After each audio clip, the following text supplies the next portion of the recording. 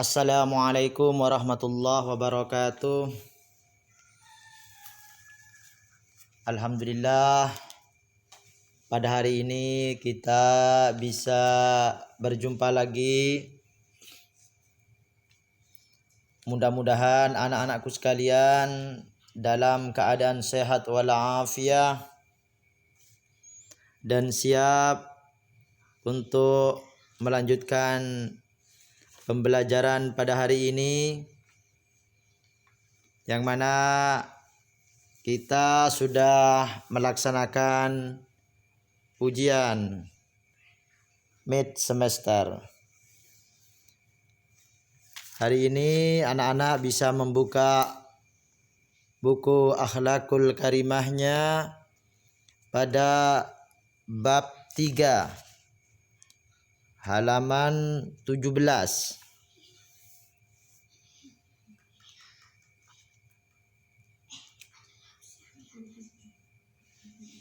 Oke, anak-anakku sekalian yang Bapak cintai, bab 3 ini membahas tentang akhlak mahmudah kepada sesama.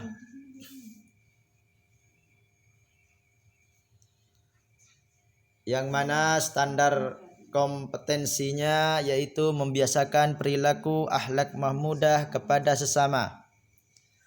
Kompetensi dasarnya 2.1, mengenali perbuatan baik melalui dalil-dalil nakli dan dalil-dalil akli sederhana. Memberikan sesuatu yang disukai, menolong teman, menghormati yang lebih tua dan menyayangi yang lebih kecil, menepati janji, berwajah ceria atau senyum, serta mengucapkan salam. Kompetensi dasar 21.2, menunjukkan perilaku baik atau akhlak mahmudah dalam kehidupan sehari-hari secara spontanitas.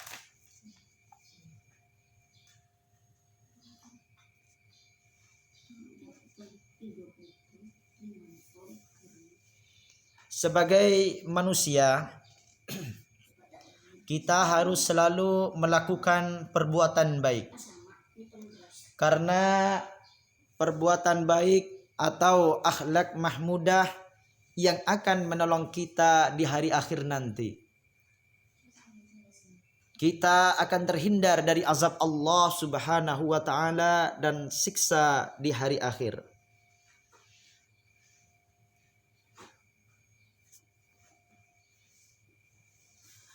Sekarang bagaimana cara kita untuk melakukan perbuatan baik? Cara melakukan perbuatan baik yaitu dengan cara menjalani segala perintah Allah dan menjauhi segala larangan Allah. Perintah dan larangan Allah semua terdapat dalam Al-Quran dan hadis. Untuk itulah kita harus mengenalinya dengan cara mempelajarinya melalui Al-Quran dan hadis.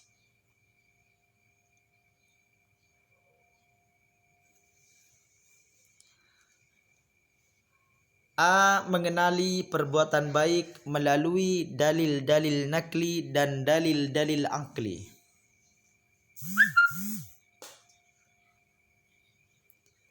Yang mana perbuatan baik yang akan kita pelajari, yang pertama nanti memberikan sesuatu yang disukai, kedua menolong teman, ketiga menghormati yang lebih tua dan menyayangi yang lebih kecil, 4 menepati janji, 5 berwajah ceria, 6 mengucapkan salam.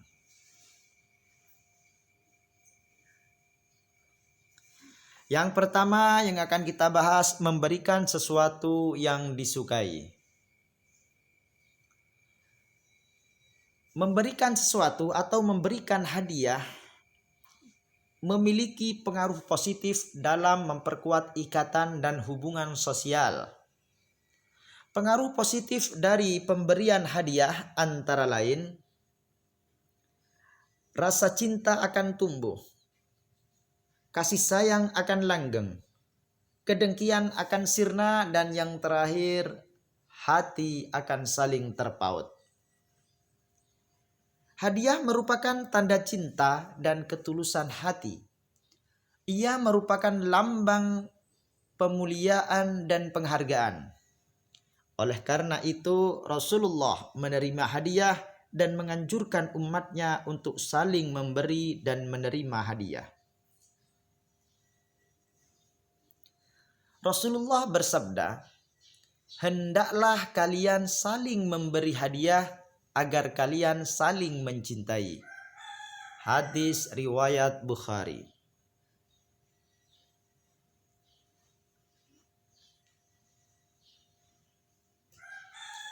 Karena besarnya pengaruh hadiah terhadap hubungan sosial, sehingga diperlukan yang pertama adanya penjelasan tentang hadiah, hukum-hukumnya, apa saja hadiah yang boleh dan yang tidak boleh, dan beberapa perkara lain yang berkaitan dengan hadiah. Sabda Rasulullah sallallahu alaihi wasallam, "Kana an-nabiy sallallahu alaihi wasallam la yaruddut tib." Artinya, Nabi Shallallahu Alaihi Wasallam tidak pernah menolak hadiah wewangian.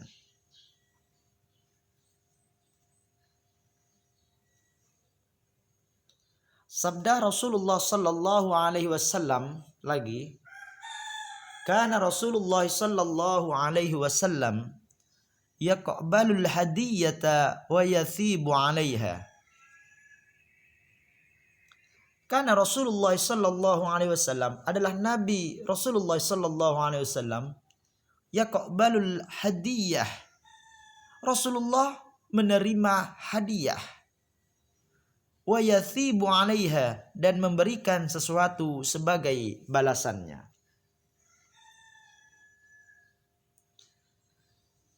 Sekarang pengertian dari hadiah itu sendiri. Hadiah adalah sesuatu yang diberikan kepada pihak tertentu atau kepada orang lain agar hubungan antara si pemberi dan si penerima semakin akrab, dan demi mendapatkan pahala dari Allah Subhanahu wa Ta'ala tanpa disertai permintaan atau persyaratan.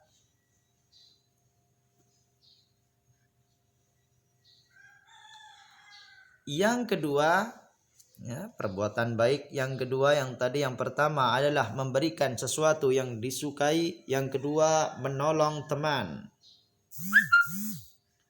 Manusia adalah makhluk Allah yang memiliki akal. Dalam kehidupan ini, manusia tidak dapat hidup sendiri sehingga disebut sebagai makhluk sosial. Tolong menolong atau ta'awun adalah bagian dari kebutuhan hidup manusia yang tidak dapat dipungkiri.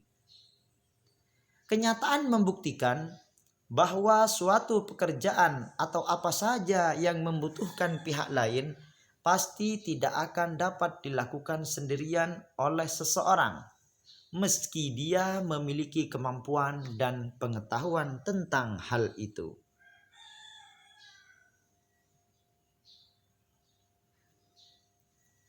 Hal ini menunjukkan bahwa tolong-menolong dan saling membantu adalah keharusan dalam hidup manusia.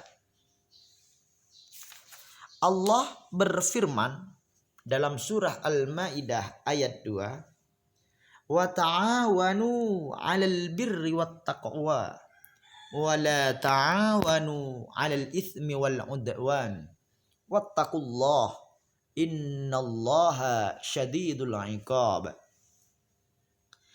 Wa ta'awanu 'alal birri wat taqwa, dan tolong menolonglah kamu dalam mengerjakan atau berbuat kebajikan dan takwa.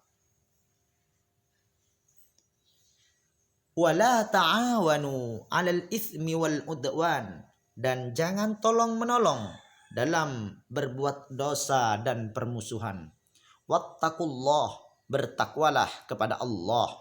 Innallaha syadidul iqab. Sungguh Allah sangat berat siksaannya.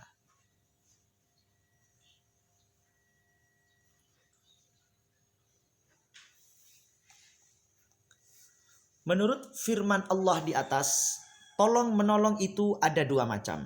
Yang pertama, tolong menolong dalam kebaikan, dan yang kedua, tolong menolong dalam berbuat dosa.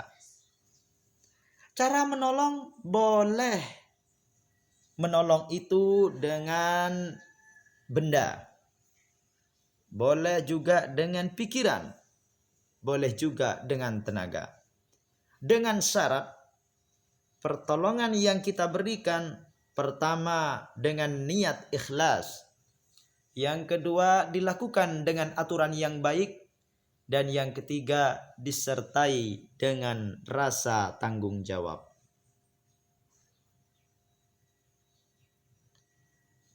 Kita tidak diperbolehkan tolong menolong dalam perbuatan dosa dan mungkar. Seperti yang pertama, bekerja sama dalam ujian.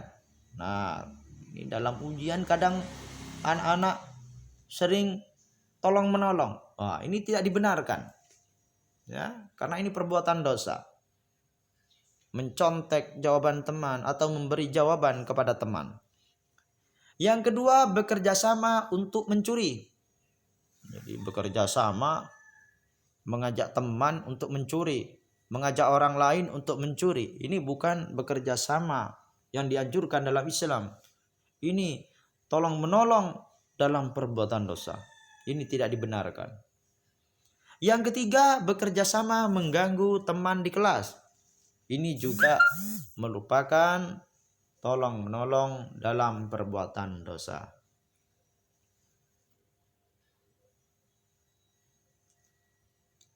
Sekarang kita akan membahas beberapa manfaat ta'awun atau beberapa manfaat tolong menolong. Kalau kalian di buku paket itu bisa dibuka pada halaman 20 ya, bagian bawah. Manfaat tolong menolong yang pertama, dengan tolong menolong, pekerjaan akan dapat terselesaikan dengan lebih sempurna. Sehingga jika di satu sisi ada kekurangan, maka yang lain dapat menutupinya.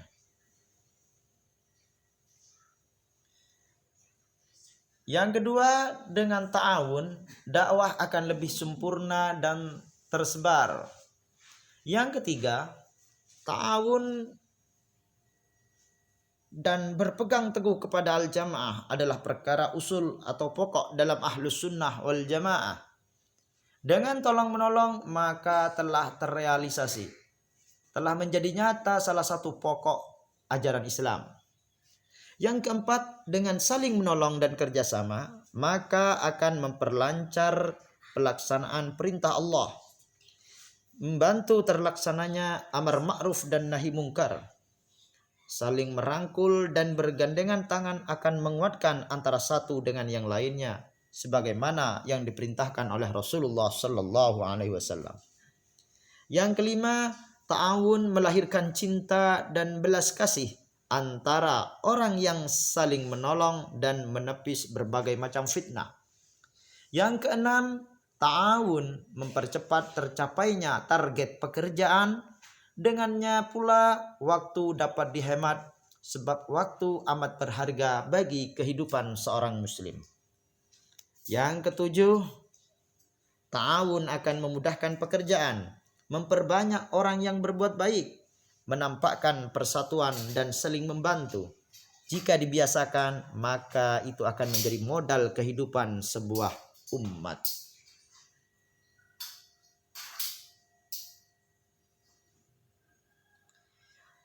Sesuai dengan surah Al-Maidah ayat 2, semua manusia memiliki keharusan dalam menolong sesamanya. Begitu pula dengan teman, kita juga harus saling menolong, karena teman adalah orang yang terdekat dengan kita.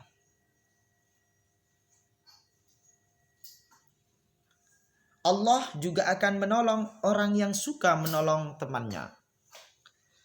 Rasulullah Shallallahu Alaihi Wasallam bersabda dalam hadisnya, an Abi Hurairah, dari Abi Hurairah, qala, dari Abi Hurairah berkata, qala Rasulullah Shallallahu Alaihi Wasallam, bersabdalah Rasulullah Shallallahu Alaihi Wasallam, wallahu fi aunil abdi ma kana al abdu fi auni akhi. Wallahu fi aunil abdi.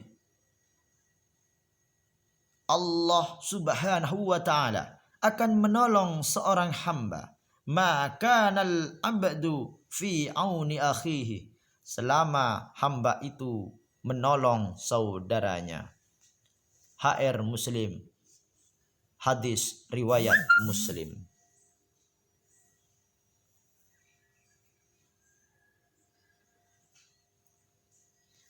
Mungkin itu saja yang dapat Bapak jelaskan pada hari ini, dan nanti kita akan melanjutkan mengenali perbuatan baik yang ketiga. Untuk hari ini cukup memberikan sesuatu yang disukai dan menolong teman. Yang ketiga insya Allah kita lanjutkan dalam pertemuan selanjutnya. Terima kasih atas perhatiannya. Mudah-mudahan anak-anakku sekalian bisa memahami penjelasan Bapak pada hari ini dan dalam keadaan sehat walafiat. Salam untuk kedua orang tua kalian dari Pak Soleh. Mudah-mudahan kedua orang tua kalian dilancarkan, dimudahkan dan diluaskan rezekinya oleh Allah Subhanahu wa taala. Amin ya rabbal alamin. Wallahul muwafiq ila aqwamit thoriq. Tsumma assalamu alaikum warahmatullahi wabarakatuh.